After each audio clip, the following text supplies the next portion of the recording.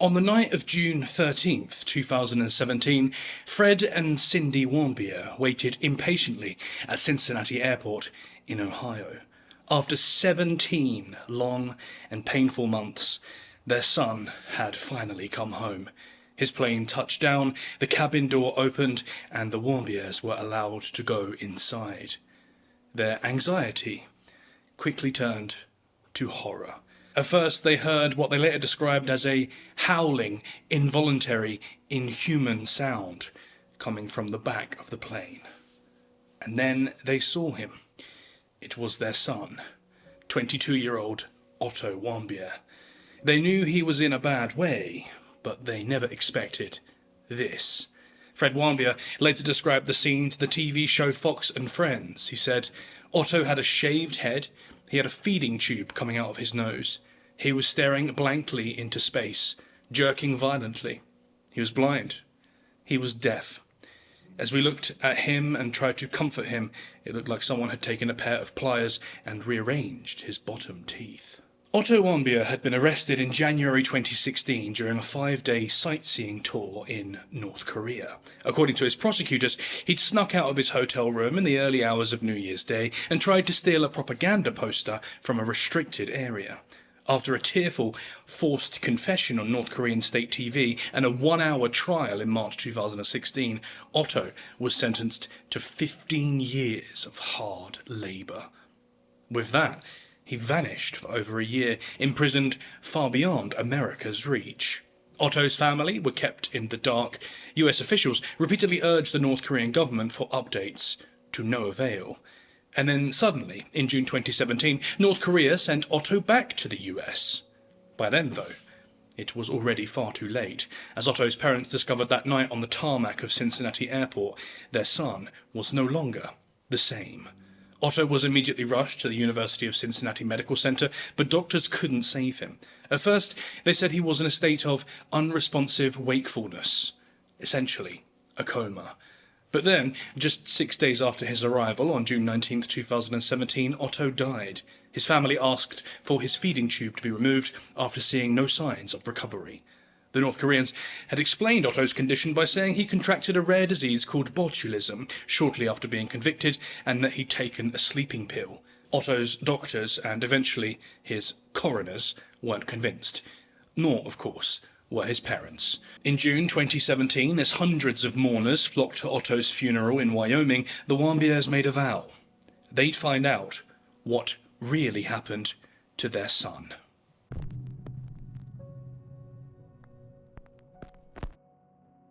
People often say it when someone dies too young, but Otto Warmbier really did seem to have a bright future ahead of him.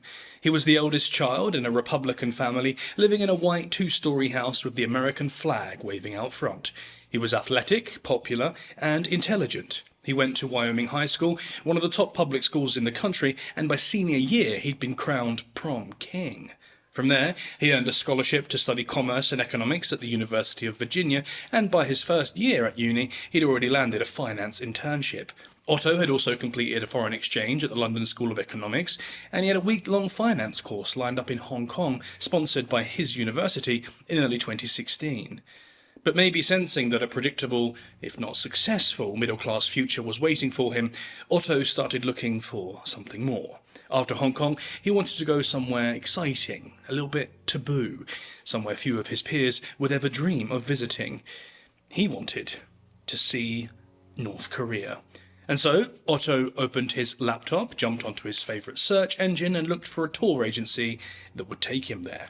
For those who don't know, Korea was divided after the Second World War. The Soviet Union backed the North, while the US supported the South. The split was only meant to be temporary, but in the North, Kim Il-sung took power, set up a one-party state, and built a cult of personality around himself, and later, his bloodline. With Soviet support during the Cold War and the Korean War ending up in a stalemate, the divide, that was supposed to be temporary, ended up becoming a permanent fixture. Since then, leadership has stayed in the same family. Today, Kim Il-sung's grandson, Kim Jong-un, rules the country.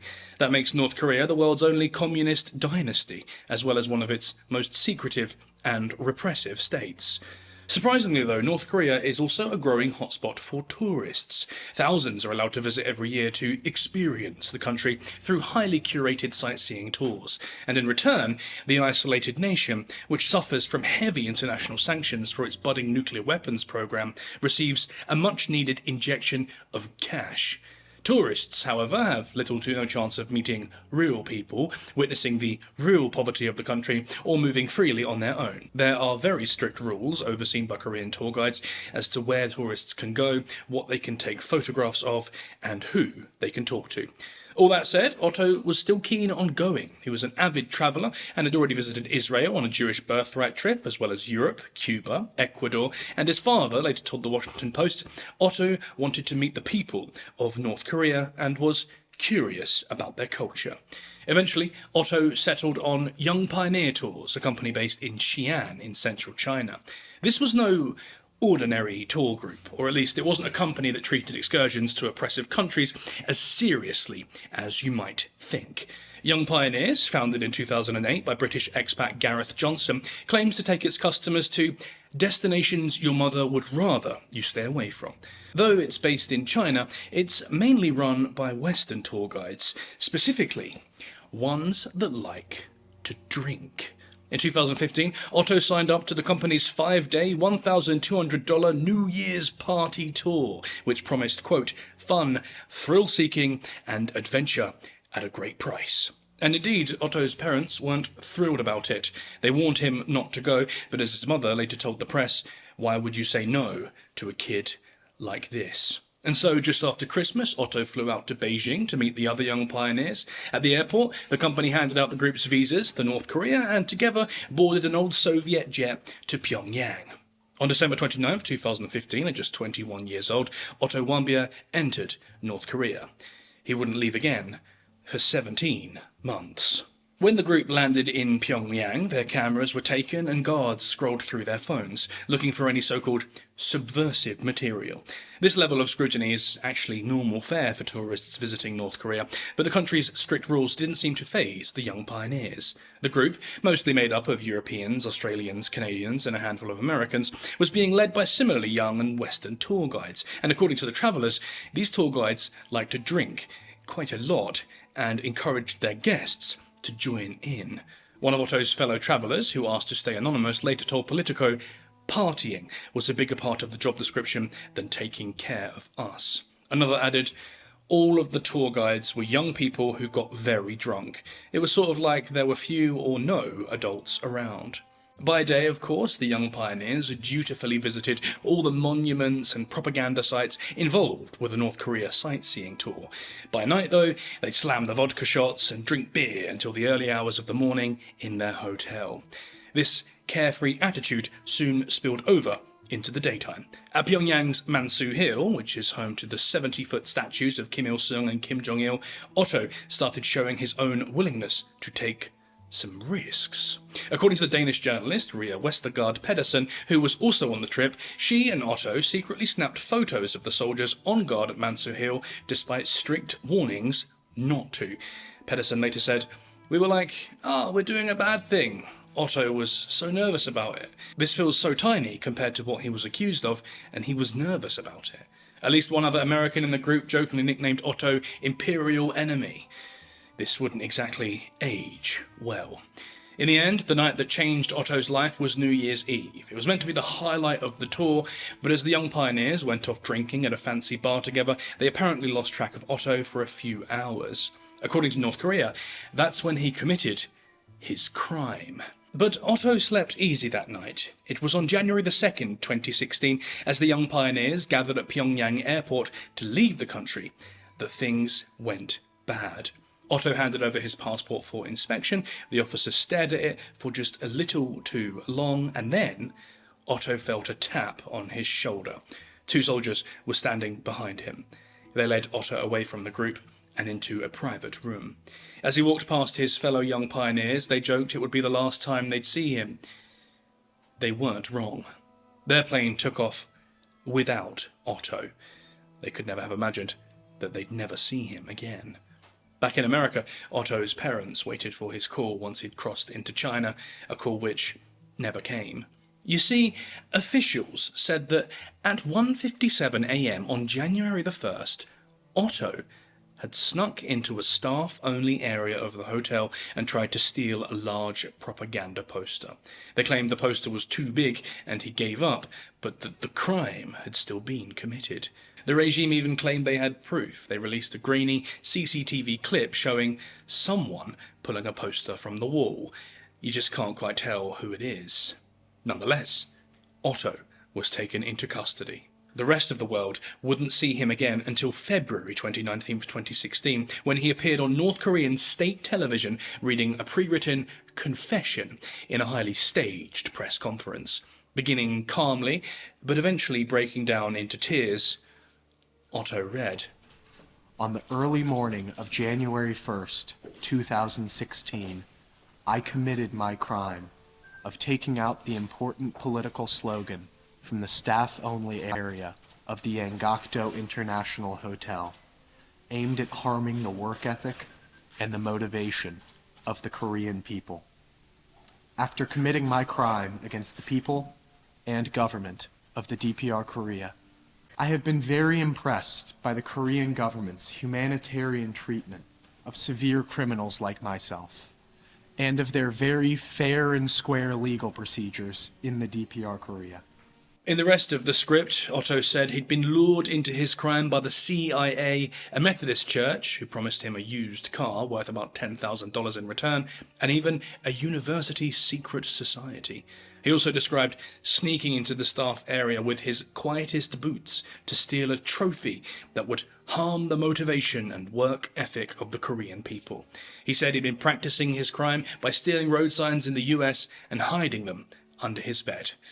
It might seem obvious, but experts say Otto was reading from a forced confession full of classic North Korean propaganda and talking points.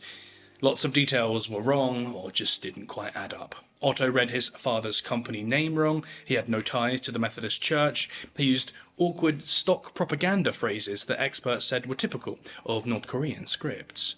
And either way, Otto was quite clearly in mental distress. He broke down in tears as he finished his final speech, saying, "For your forgiveness, please, I have made the worst mistake of my life." 2 weeks later, in mid-March 2016, Otto appeared again, this time in court. In reality, it was little more than a show trial. It lasted about an hour, with no real defence. And it was there that Otto was sentenced to 15 years of hard labour for, quote, hostile acts against the state. The NGO Human Rights Watch called it a outrageous kangaroo court. The US government called the punishment unduly harsh, and soon after, the Obama administration announced new sanctions against North Korea. But by then, Otto was already far out of reach. After his arrest, US officials kept pushing North Korea to let them check in on Otto, but since the US has no diplomatic ties with the country, they had to rely on the Swedish embassy, which represents American interests in North Korea, to mediate. And progress was painfully slow. Tensions between the US and North Korea in 2016 were extremely tense already. The Obama administration was grappling with the country's escalating nuclear and missile programs, and for the most part, Obama refused to engage with the North Korean regime. As a result, the US envoy for North Korean human rights, Robert King, warned the Warmbier family to expect a marathon, not a sprint, and told them, in the meantime, to stay quiet. He didn't want them to anger the regime while their son was still utterly vulnerable. But he also couldn't give any real reassurances. America had very little intelligence on Otto's whereabouts or condition. Instead, the negotiations dragged on over the following months. Some believed Pyongyang was waiting to see how the 2016 US presidential election played out before deciding Otto's fate. And indeed, things changed after Donald Trump was elected president in November 2016. In February 2017, Secretary of State Rex Tillerson briefed President Trump on Otto's situation. Trump told Tillerson to do whatever it takes to get American hostages out of North Korea.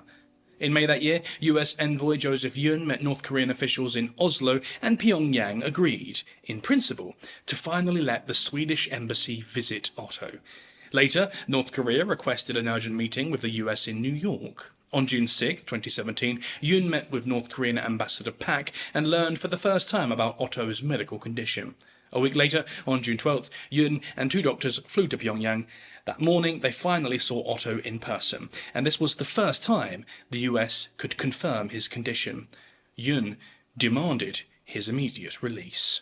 On June 13th, Otto Warmbier was evacuated from North Korea with a medical team and a State Department representative. That evening, he arrived in Cincinnati, Ohio, and was rushed by ambulance to the University of Cincinnati Medical Center. We still don't know why North Korea decided to cooperate with the US in 2017, nor whether the Trump administration made any deals to secure Otto's release. But some say that Trump's more assertive approach had a part to play. The Warmbier family, meanwhile, blamed the Obama administration for not doing enough to help their son. Commentator Jonathan Crystal argued that North Korea had used Otto, one of the only Americans on the Young Pioneer Tour, as leverage over the US, and that his release was, quote, spun by Pyongyang as a humanitarian gesture. Either way, Otto's deteriorating condition likely forced North Korea's hand.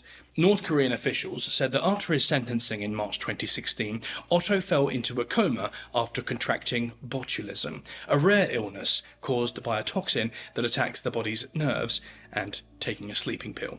But medical experts didn't buy it. After his death, doctors at the University of Cincinnati Medical Center found Otto had severe brain damage from a lack of oxygen. Lead neurologist Daniel Cantor reported that Otto's death was caused by the sustained cessation of blood flow to the brain for about 5 to 20 minutes. We still don't know how this happened, though. There were no medical records from North Korea and no clear injuries. The team in Cincinnati only concluded that Otto's brain damage was so extensive that it was unlikely doctors in North Korea could have ever resuscitated him. At a press conference on September 27, 2017, Dr. Samarko said, "One of the frustrating things is the lack of information about what happened to him in North Korea. All we can do is to theorize, and we hate to theorize without science backing us up." Otto's parents, however, are sure that their son was tortured. In April 2018, they filed a lawsuit against the North Korean government, charging it with hostage-taking, illegal detention, torture, and killing of a young American tourist in order to, quote, extract various concessions from the United States government. The lawsuit stated that physically, Otto returned destroyed in a state of unresponsive wakefulness with a devastating brain injury. He also had a large scar on his left foot and traumatic dental injuries, all of which resulted from North Korea's torture. These dental injuries were backed up by Otto's previous dentist, Dr. Murray Dock, who said they could have only been caused by some kind of impact. North Korea denied any wrongdoing, but never formally contested the charges. That's why, in 2018, a US federal court ruled the North Korean government liable for Otto Warmbier's alleged torture and death. In a statement, Trump said, "The United States once again condemns the brutality of the North Korean regime as we mourn its latest victim." Otto was North Koreans' latest victim, as Trump put it, because he wasn't the first American to actually be detained there. For decades, the regime has imprisoned US tourists, scholars, and journalists for use as political bargaining chips. Some prisoners were released only after visits from high-profile figures like former President Bill Clinton. Otto's case stood out, though, because he was the only American to die as a result of his imprisonment. The only comparable case was Evan Hunziker, jailed in North Korea in 1996, who took his own life shortly after being freed. But despite the risks, tens of thousands of tourists have continued to visit North Korea over the years, and most make it through without any incidents. Young Pioneer Tours, the company Otto travelled with, claims to have brought more than 8,000 people safely into, and most importantly, out of, North Korea. The regime itself, meanwhile, has insisted that it only detains travellers who deliberately break the rules. Right now, the country is only open to Russian nationals, but in July this year, North Korea opened a new 2.5-mile-long beach resort on its east coast called the Wonsan Kalma Coastal Tourist Zone. North Korea says the resort can accommodate up to 20,000 visitors and features hotels, restaurants, shopping malls, and even a water park. The regime looks like it's gearing up to receive a lot more tourists in the future. Whether every traveller makes it home, however, only time will tell.